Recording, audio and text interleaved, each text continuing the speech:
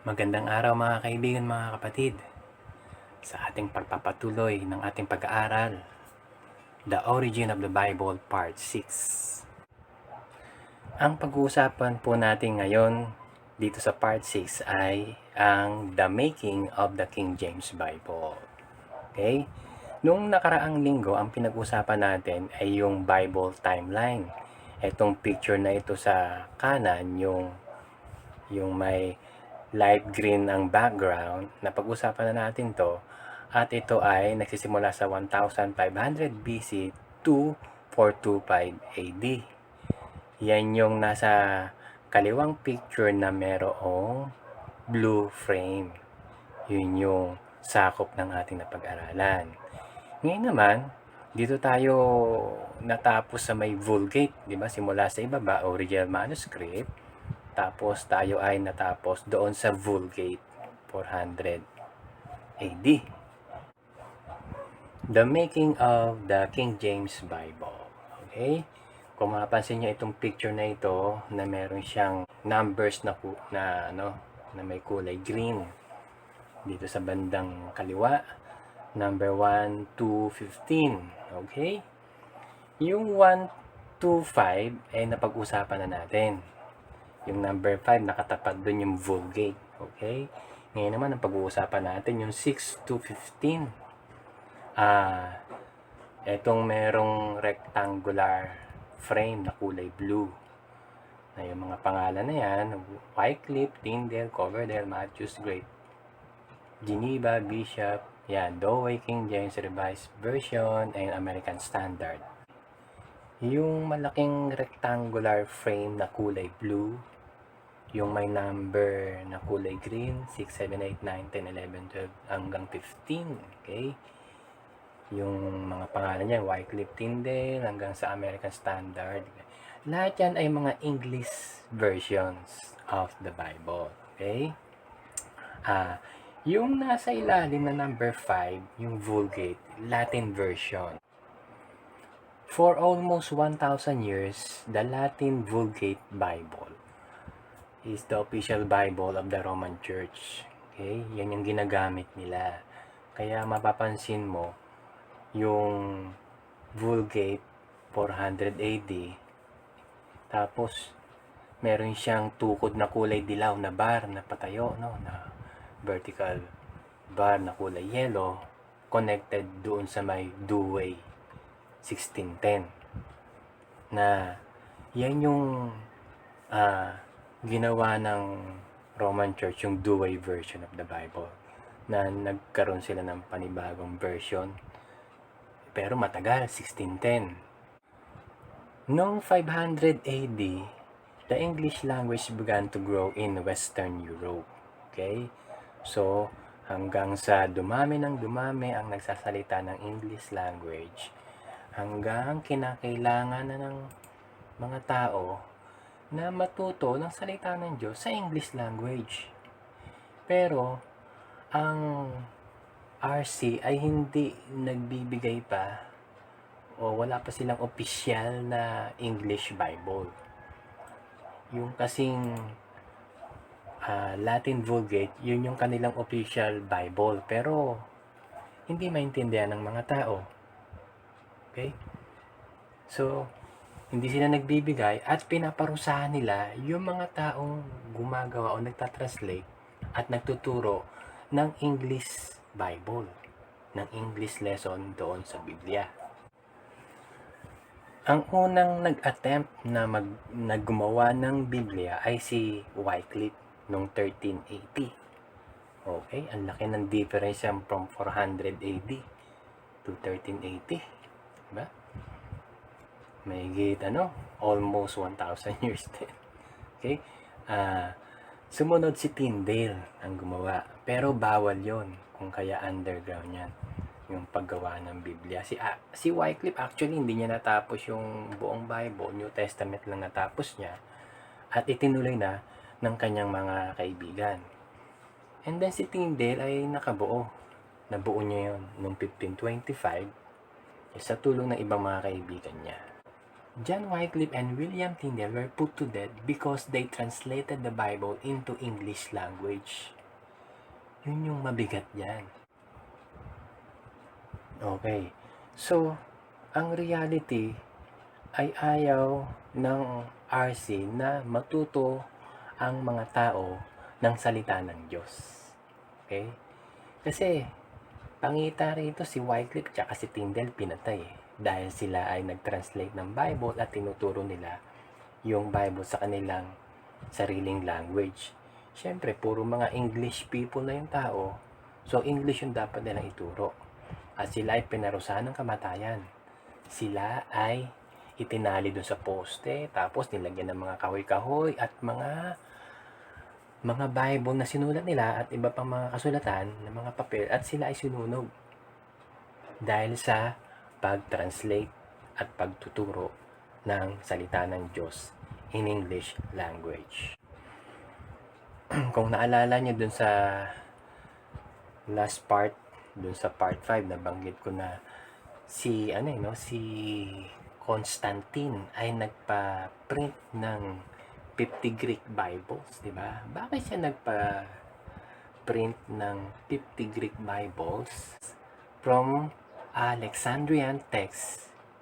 Okay? At magpa-print ng Latin Vulgate. Okay? Kasi ng panahon na yon, kinakailangan niya ng mga ng kaalyado, ng mga Kristiyano yung napili niya.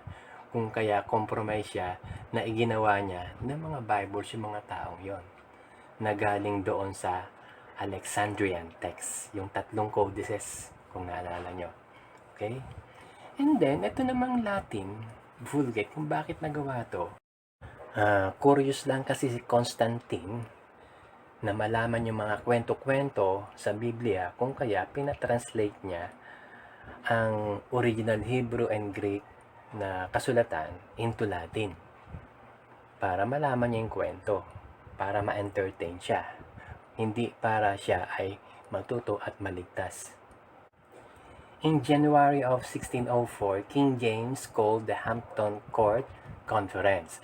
At this conference, Dr. John Reynolds, a Puritans, actually hindi lang siya, marami siyang mga kasamang Puritans, requested of the king a new translation of the Bible because those that were allowed during the reigns of Henry VIII and Edward VI were corrupt. Yun yung Bishop Bible o yung Geneva at saka yung Greek. Marami ding mga sablay ito kasi galing ito dun sa kopya din ito sa Vulgate. Okay? Kung kaya nag-request yung mga tao, yung mga Puritans, para sila ay magkaroon ng panibagong Bible. Dahil itong mga Puritans na ito, meron silang mapagkukunan copy of the original, okay, na Hebrew and Greek text of the Bible. By July of 1604, the king had appointed 54 men to the translation committee. Mga translators, kumuha siya. Okay? These men were not only the best linguists and scholars in the kingdom, but in the world. Much of their work of the King James Bible formed the basis of our linguistic studies of today. Okay? The translators were organized into 6 groups and met respectively at Westminster and Cambridge and Oxford. Okay, kung mapapansin nyo sa picture, yung King James 1611 ay nilagyan ko siya ng guhit connected to the ancient copies. Okay, kasi yung mga Puritans na mga translators ni King James ay meron sila ng pagkunan ng kopya ng original Hebrew and Greek. Nakatulad nung ginawa ni Tyndale.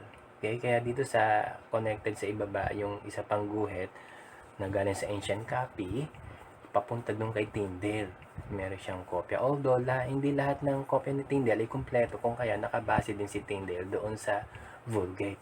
Subalit, yung mga translators, mga Puritans na mga taong ito ay meron silang napagkunan ng ancient copies ng Hebrew and Greek copy of the scripture. Ito na yung Bible na pinagawa ni King James, okay? Yung pinablis ni King James noong 1611. Okay? Yung picture dyan sa paligid, mga apostles yata yung nasa ibabaw na yan. Tapos, si Abraham, yung sa bandang kaliwa. Tama ba? Mga prophets yung nasa bandang left and right sa paligid. Okay? So, ito yung nakalagay. The Holy Bible containing the Old Testament and the New. Newly translated out of the original tongues and with the former translations diligently compared and revised by His Majesty's special command, si King James yon, appointed to be read in the churches. Okay? Imprinted at London by Robert Barker, printer to the King's Most Excellent Majestic, Anno Domini 1611. Ito, pinalaki ko yung picture, okay? Sa bandang ibaba, nakasulat dyan yung pangalan ni Robert Barker. Siya yung nagprint ng Bible, okay? Siya ay binigyan ng royal permit ni King James. Pero nangyari, nagkaroon ng problema sa mga nakaraang taon. May nangyaring problema kasi noong 1631, okay? Itong King James Bible ay tinawag na Wicked Bible, okay? Ito yung sinasabi rito, the Wicked Bible, sometimes called the Adulterous Bible of the Sinner's Bible.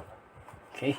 Is an edition of the Bible published in 1631 by Robert Barker and Martin Lucas. The royal printers in London meant to be a reprint of the King James Bible, no? So nagkaroon sila ng sablay. Typo error ito Okay? Ito ay doon sa Book of Exodus chapter 20 verse 14 na nakasulat, thou shalt not commit adultery. Natanggal yung word na not, kaya nangyari, thou shalt commit adultery. Yan na nangyari dyan. Pero inayos na yan ni Robert Barker. Isa pa, ito pa yung sa Book of Ruth chapter 3 verse 15 na ang sabi rito, and she went into the city. Natanggal yung letter S, kaya ang nakalagay, and he went into the city.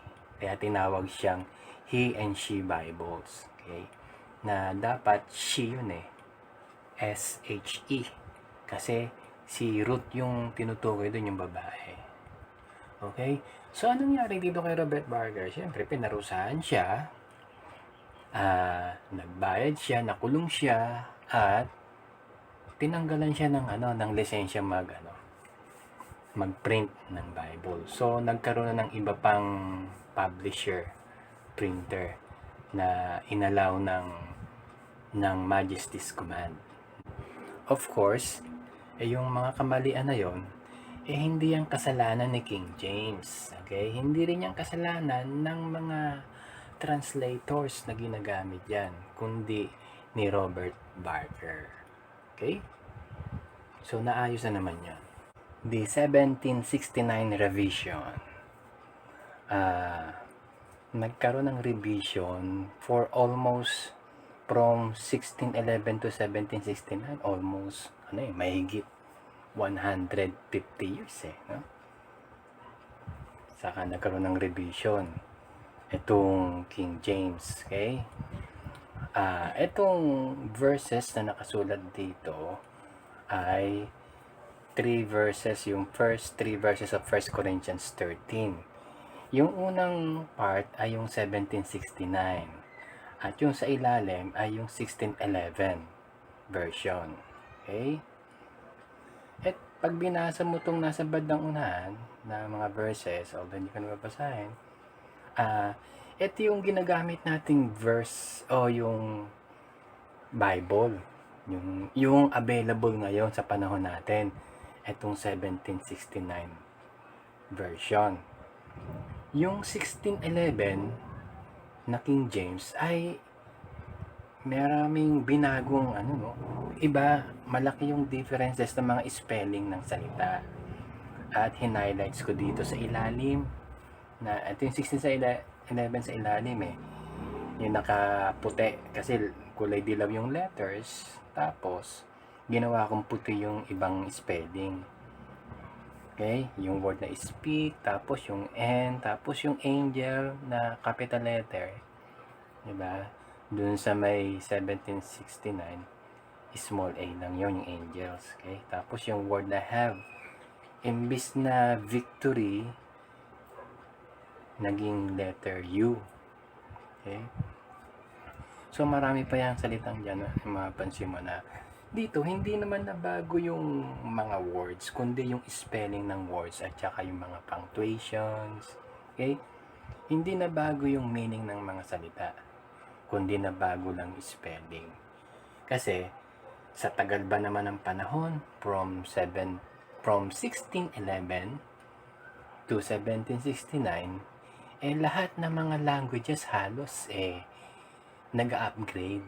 Kumbaga, ito rin nag-upgrade. Hindi para baguhin yung meaning ng mga salita dito sa King James, kundi para mabago lang yung spelling, para kumbaga maka-update dun sa development ng English language. King James Version or the King James Bible ay nung ito ay na-print, ay nasatisfied na yung mga tao ng panahon na yun, yung mga English speaking people. Dahil for almost 270 years, yan ang ginagamit ng maraming tao dun sa Western Europe, hanggang sa Amerika nakarating yan. Okay? Hanggang sa dumating yung revised standard version o yung revised version, okay, noong 1881. So, talagang dito sinasabi ng Biblia sa Psalm 12 verse 6 to 7, the words of the Lord are pure words, as silver tried in a furnace of earth, purified 7 times. Okay? Thou shalt keep them, O Lord, thou shalt preserve them from this generation forever. Etong verse na to patungkol to sa King James kasi ang King James nagawa for 7 years. Okay? Kasi sabi rito, purified 7 times Okay? Mga kaibigan, mga kapatid, hindi pa tayo tapos. Nabanggit ko dati na hanggang part 6 lang itong pag-aaral natin sa Origin of the Bible. Pero meron pa itong kasunod, magkakaroon tayo ng part 7 or part 8 pa kaya. Okay? Hanggang sa muli, maraming salamat po sa inyong lahat. Pagpalain tayo ng ating Panginoon.